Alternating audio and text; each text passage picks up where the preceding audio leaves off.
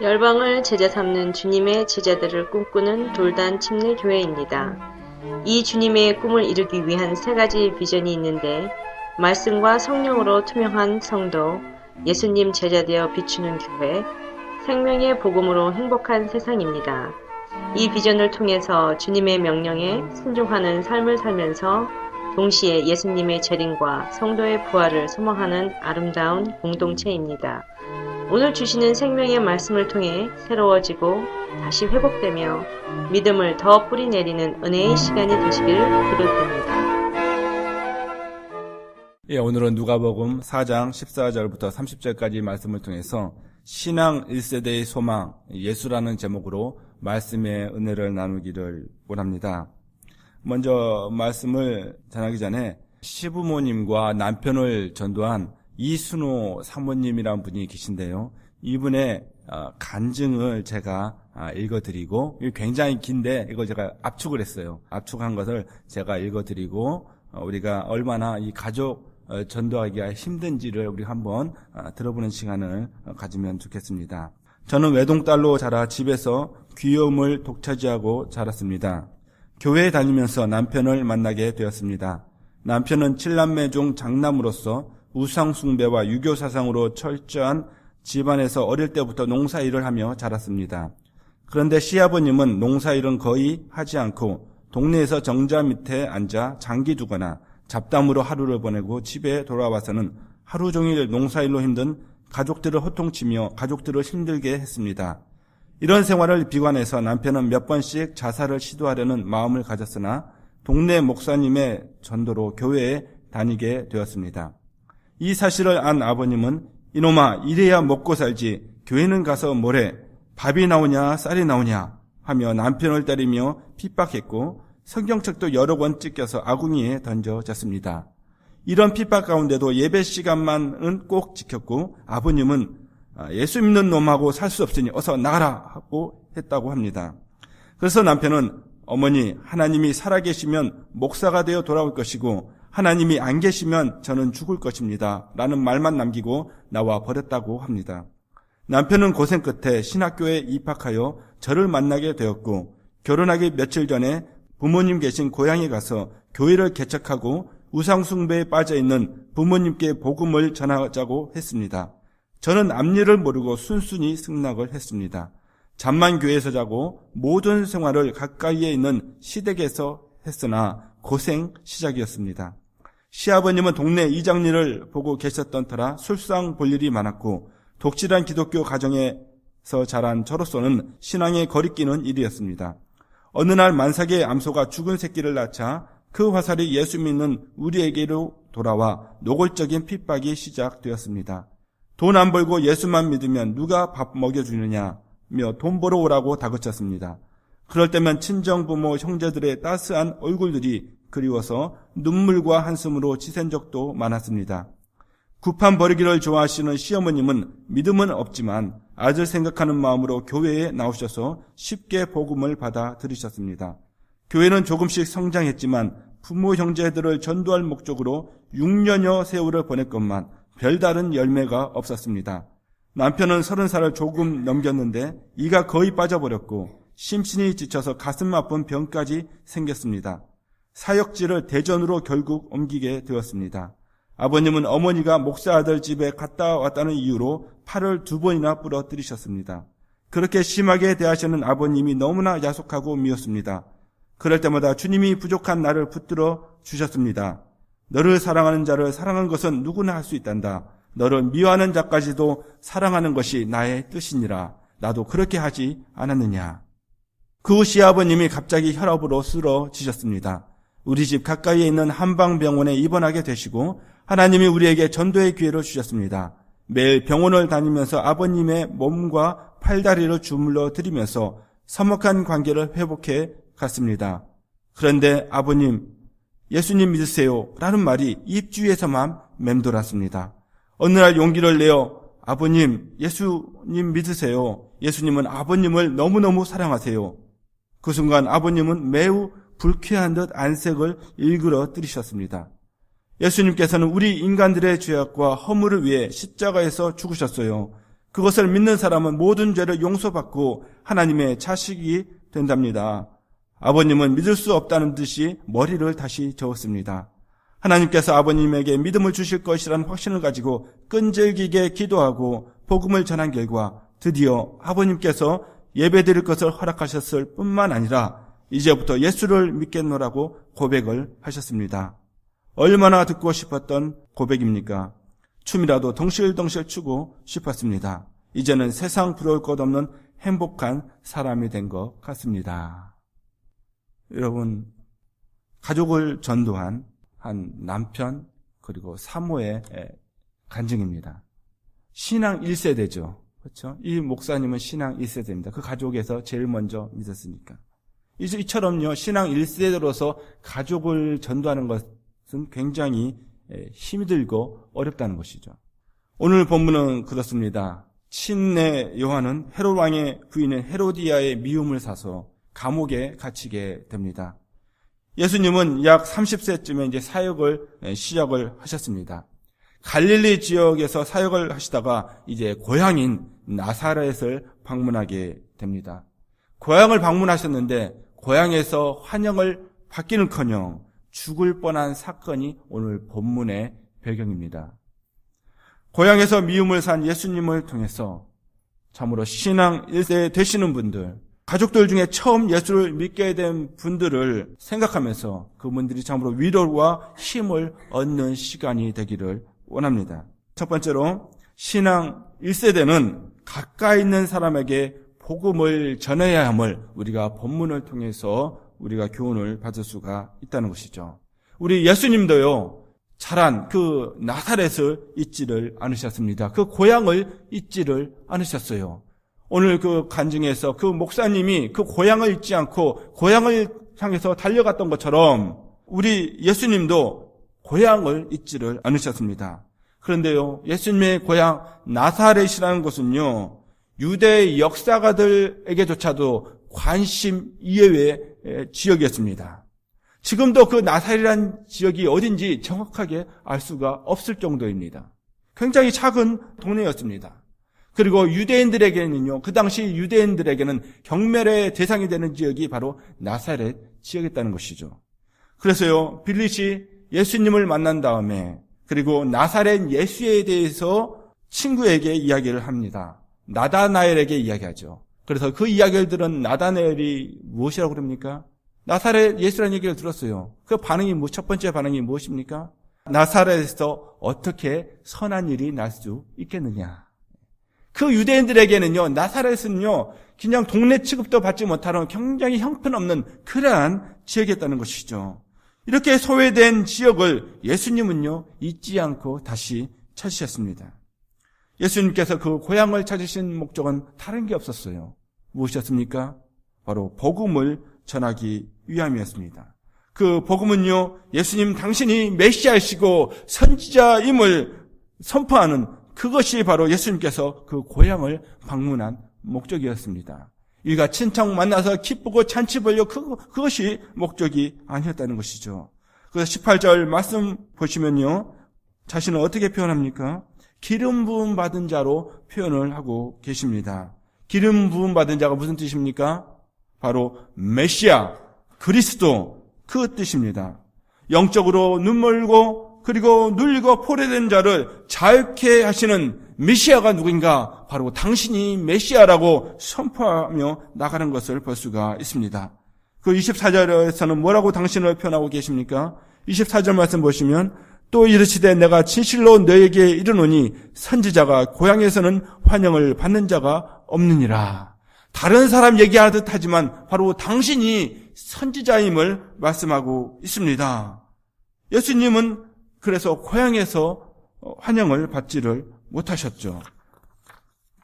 그래서 예수님을 통해서 1세대가, 정말 믿음의 1세대가 가까운 사람에게 복음을 전하기 힘든 이유를 우리가 알 수 있다는 것이죠. 그 이유가 첫 번째로 무엇입니까? 왜 신앙의 1세대는, 왜 그리고 나사렛 예수님은 그 고향을 방문하셨는데 왜 복음 전하기가 그렇게 힘들었는가? 그 이유가요, 첫 번째로 나사렛 사람들은 예수님에 대한 선입관으로 가득 차 있었기 때문입니다. 그 동네 사람들이 이 예수를 봤을 때 예수님이 그 기저귀 차고, 예를 들면 기저귀 차고 동네에서 놀고 했던 걸 다 보아왔거든요. 목수일도 하고 청년으로서 자라가는 거 다 보아왔어요. 그런데 어느 날 딱 나타나서 뭐라고 합니까? 바로 자신이 메시아라고 그럽니다.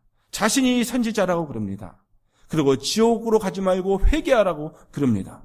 그러니 그 동네에서 같이 자랐던 사람들은 그 예수에 대해서, 인간 예수에 대해서 선입관이 꽉 차 있는데 받아들이기가 쉽지 않았다는 것이죠. 그래서 가족 전도가 쉽지가 않습니다. 저도 저희 집에서 신앙 1세대입니다. 제가 제일 먼저 예수님을 믿었습니다. 그래서 어머님 전도할 때도 쉽지가 않았어요. 제가 교회 있을 때마다 사역일을 통해서도 전도를 합니다. 그리고 성경책으로도 전도를 합니다. 또 성경책 없이도 전도를 합니다. 어머님께 예수님을 전합니다. 예수님 믿으라고 해요. 그러면요, 다 전하고 나면 우리 어머님 말씀 뭐라고 하시는지 아십니까? 내 청년 때예요. 너 목사 다 됐구나. 말끝이 그거예요. 그게 뭐예요? 말 잘하는 것만 생각하고 제가 전한 복음에 대한 것은 전혀 관심이 없으셨던 사실이죠. 그러면요, 저는요, 참 기운이 빠집니다. 참 이 말씀 듣고, 하나님의 말씀 듣고, 정말 그 가운데 예수님 영접하겠다고 결단하면 좋겠는데, 그러지 않으셨거든요. 물론 지금은 신앙생활 잘하고 계십니다. 왜 그렇습니까? 이건 내 아들이라는 선입관이 있는 거예요. 내 아들. 예. 내가 낫잖아요.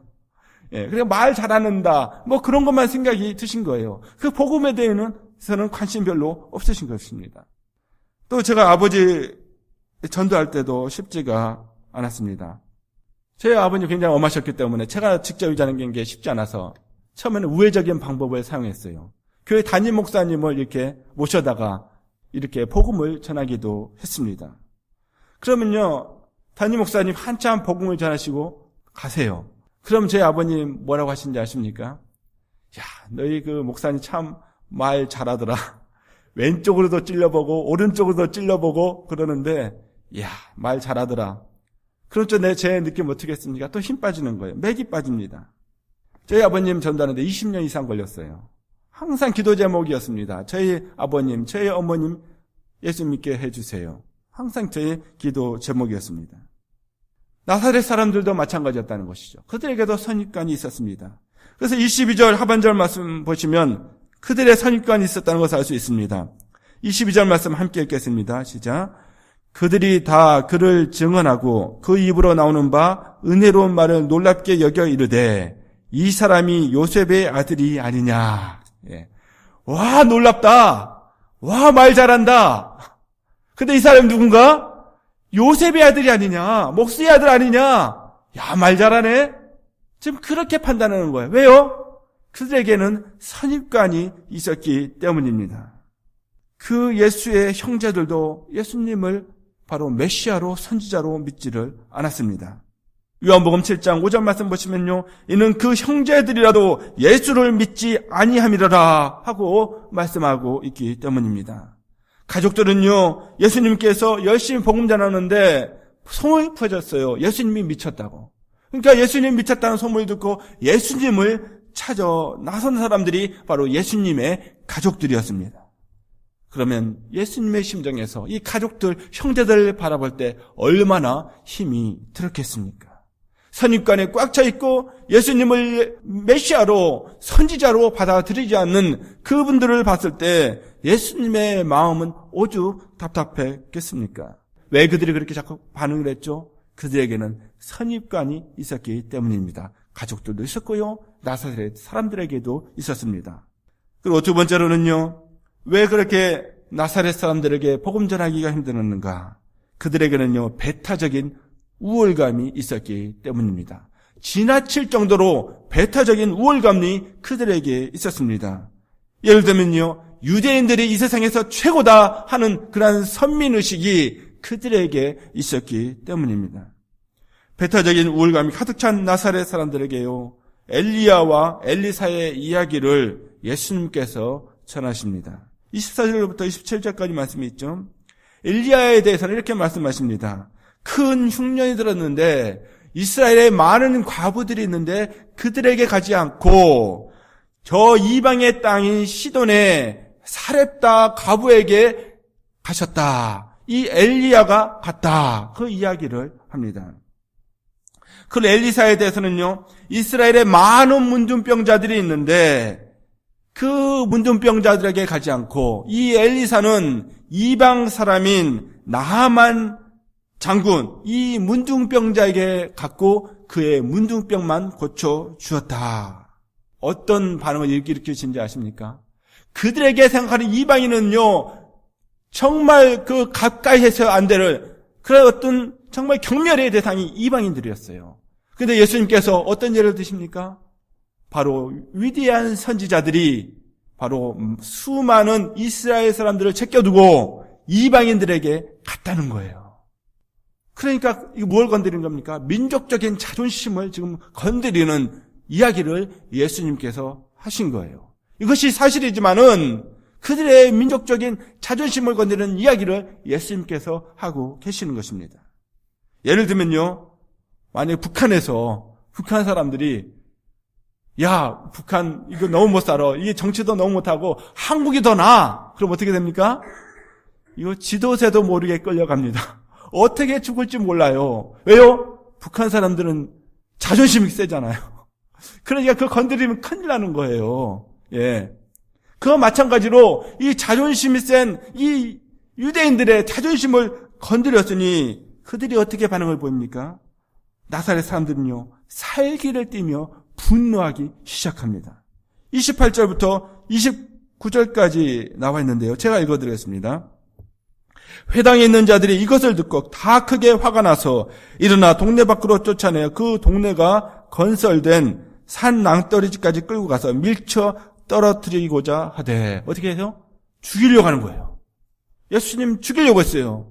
그 동네에서 같이 보고 자란 이 사람을 죽일 정도로 그들은요, 선민의식, 탁월한 정말 자기 민족에 대한 그 의식이 강했다는 거예요. 굉장히 배타적인 의식이 그들에게 있었다는 것입니다.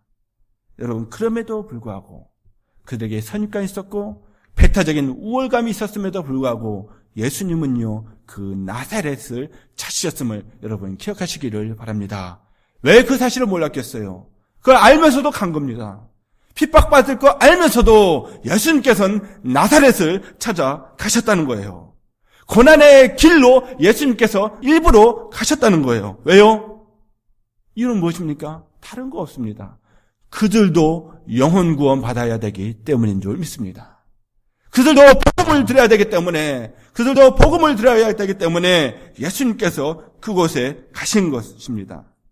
신앙 1세대로서 나의 부모, 형제, 남편, 아내에게 복음 전하기가 그래서 힘이 듭니다. 그럼에도 왜 전해야 합니까? 왜 그들에게 주님의 복음을 들고 가야 됩니까? 왜 십자가의 복음을 들고 가야 됩니까? 왜 부활의 그 사건을 가지고 그들을 향해 가야 합니까? 바로 그들의 영혼이 구원받아야 되기 때문인 줄 믿습니다. 다른 이유는 없습니다. 예수님께도 다른 이유는 없었다는 것이죠. 어느 집사님이 돌리는 희한한 전도지가 있었습니다. 그 전도지에는요, 지옥에 가기 위해서는 우리가 해야 될 것은 하는 제목이 적혀 있었습니다. 그리고 그 집사님은요, 만나는 사람마다 이 전도지를 주면서 뒷면으로 넘겨보라고 이야기를 합니다. 그 뒤를 보십시오. 근데 거기에는 별 내용이 쓰여 있지를 않습니다. 뭐라고 쓰여 있냐면 아무것도 없습니다 라고 큰 글씨로 그냥 써 있다고 그래요. 여러분, 지옥에 가기 위해서는 아무것도 할 일이 없고 가만히 있으면 저절로 간다는 것입니다.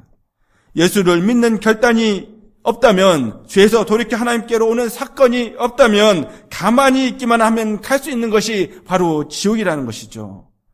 사랑하는 성도 여러분, 지금 이 시간, 이 순간에도 얼마나 많은 사람들이 영적인 무관심 속에서 지옥을 향하고 있는 줄 아십니까? 우리가 가만히 있으면 우리 가족과 내가 아는 친구들은 자연스럽게 지옥에 가게 되어 있다는 것이죠. 비록 핍박을 당하더라도 정말 기도하면서 인내하면서 그리고 최선으로 섬기면서 우리가 복음을 전해야 될 줄 믿습니다. 베드로전서 3장 1절부터 2절까지의 말씀 함께 읽겠습니다. 시작. 아내들아 이와 같이 자기 남편에게 순종하라. 이는 혹 말씀을 순종하지 않는 자라도 말로 말미암지 않고 그 아내의 행실로 말미암아 구원을 받게 하려 함이니 너희의 두려워하며 정결한 행실을 봄이라. 아멘. 가까이 있는 사람들에게 복음을 전하는 것이 쉽지가 않습니다. 그리고 당장 열매가 없을 수 있습니다. 그런데요, 낙심하고 절망할 필요가 없습니다. 신앙의 1세 때는 그래서요, 가까이 있는 사람뿐만 아니고 멀리 있는 사람에게도 동시에 복음을 전해야 함을 여러분 기억하시기를 바랍니다. 가까운 사람에게 환영받지 못한다고 가만히 있어서는 안 된다는 것이죠. 예수님은 가까운 사람에게 환영받지 못한다는 사실을 잘 알고 계셨습니다. 그리고 24절 말씀 보시면요. 또 이르시되 내가 진실로 너에게 이르노니 선지자가 고향에서는 환영을 받는 자가 없느니라. 예수님은 다 알고 계셨어요. 근데 그들의 실질적인 관심은 무엇이었는지 아십니까? 나사렛 사람들의 실질적인 관심은 무엇이었냐면 바로 표적이었습니다. 이적이었습니다. 그 사실도 예수님은 잘 알고 계셨습니다. 23절에 나와 있는데요. 그래서 당신들은 가버나움에서 내가 보인 표적을 여기서도 보여달라고 할 사람들이다. 그들의 속마음까지도 다 알고 계셨어요. 그래서 예수님께서 이 세상에서 오신 목적이 있는데 그 궁극적인 목적은 여러분 무엇인지 아십니까? 그것은요 바로 그 죽어가는 영혼들이 죄사함 받는 거, 정말 복음으로 거듭나는 거, 그것이 바로 궁극적인 목적이었습니다. 귀신이 쫓겨나고 병자가 낫는 것이 그러한 기적이 첫 번째 목적이 아니었다는 것이죠. 물론 예수님께서 그 사역을 하셨어요. 치유 사역을 하셨습니다. 그런데 그것은 부차적인 거였어요. 가장 먼저 주님께서 목격하신 것은 바로 그 죽은 영혼이 살아나는 거, 정말 회개하고 하나님께 돌아오는 거, 그것이 첫 번째 목적이었음을 여러분 기억하시기를 바랍니다. 그래서 예수님의 특유의 화법을 우리가 성경을 통해서 우리가 발견을 할 수가 있습니다. 누가복음 5장 20절 말씀 보시면요. 중풍병자에게 예수님께서 말씀하십니다. 중풍병자가 친구들 손에 이끌려서 오죠. 지붕을 뚫고 예수님 앞에 그 친구를 내려놓지 않습니까? 그래서 예수님께서 참 그 믿음을 보고서요. 예수님께서 말씀하시는데 무엇을 먼저 말씀하십니까? 무엇을 먼저요? 내 죄가 사함을 받았느니라. 왜 그렇습니까? 중풍병자 나왔으면 너가 먼저 나아라. 내 상을 들고 걸어가라 할 것 같은데 예수님께서 의도적으로 먼저 말씀하세요. 내 죄가 사함을 받았느니라.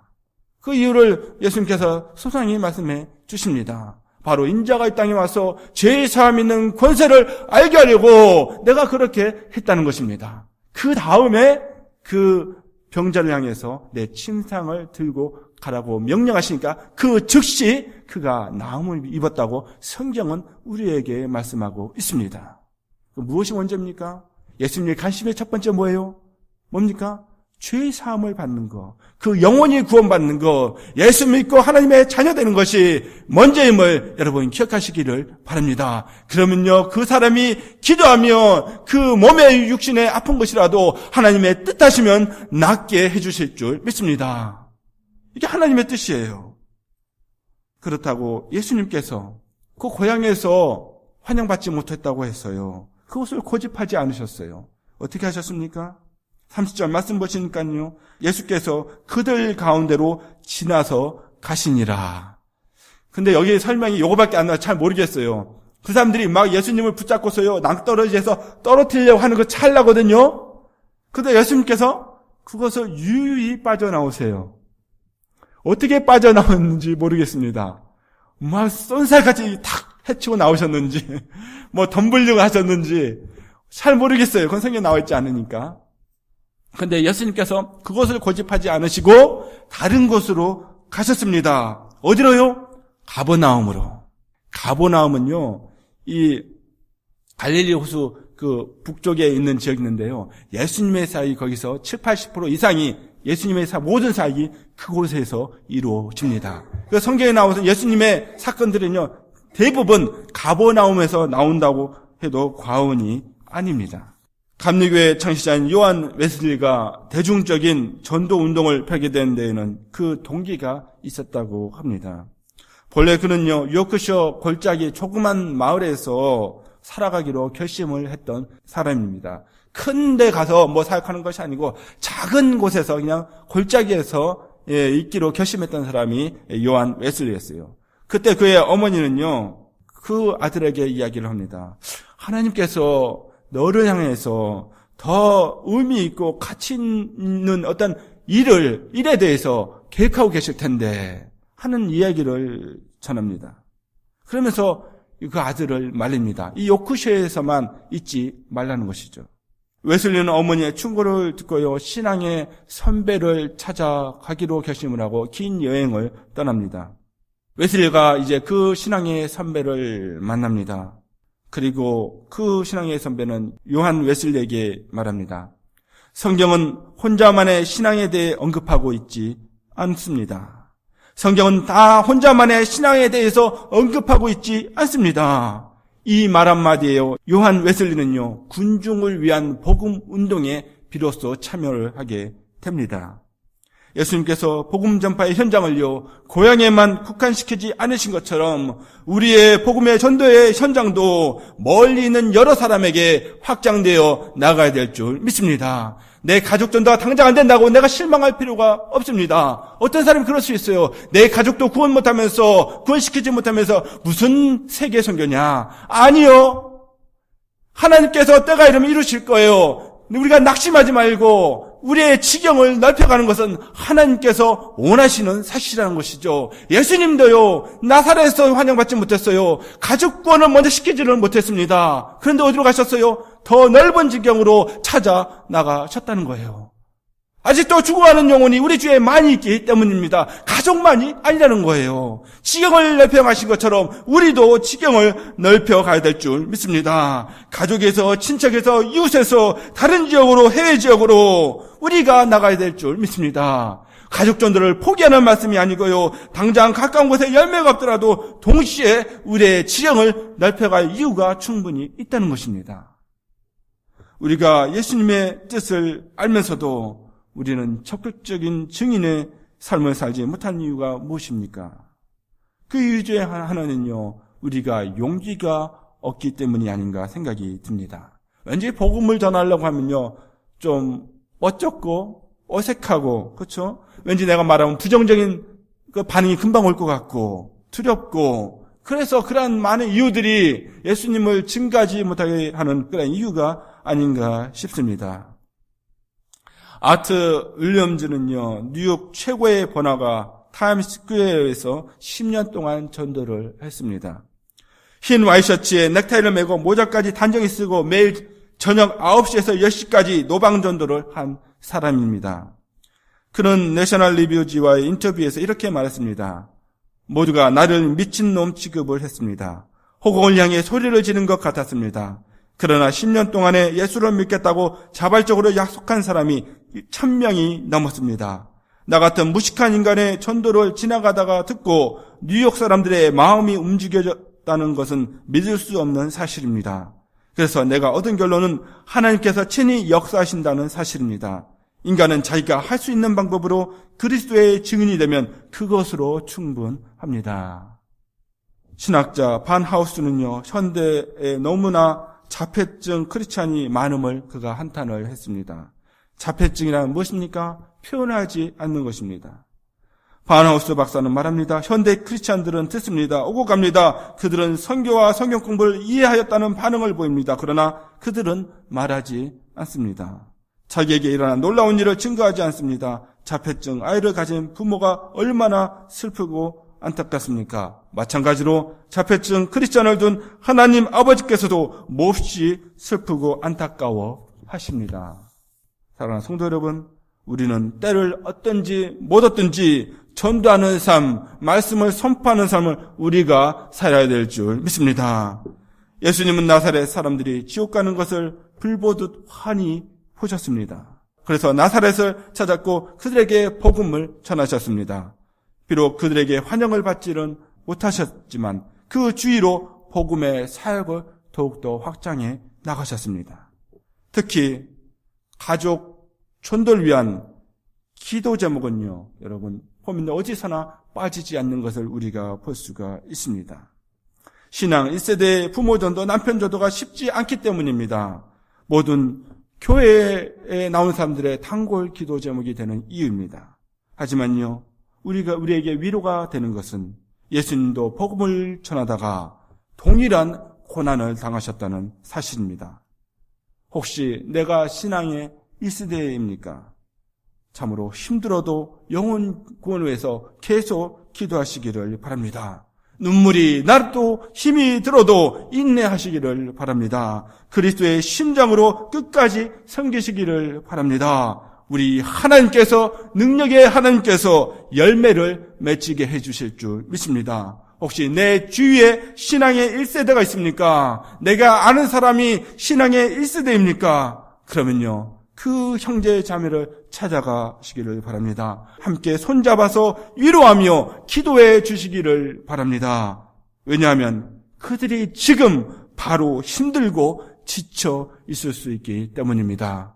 신앙 1세대의 본이 되신 우리 예수님을 바라보면서 참으로 주님처럼 고난을 이기고 정말 복음을 통해서 거듭난 영혼을 우리가 목격하는 저와 여러분 되기를 주님의 이름으로 축원합니다. 기도하시겠습니다.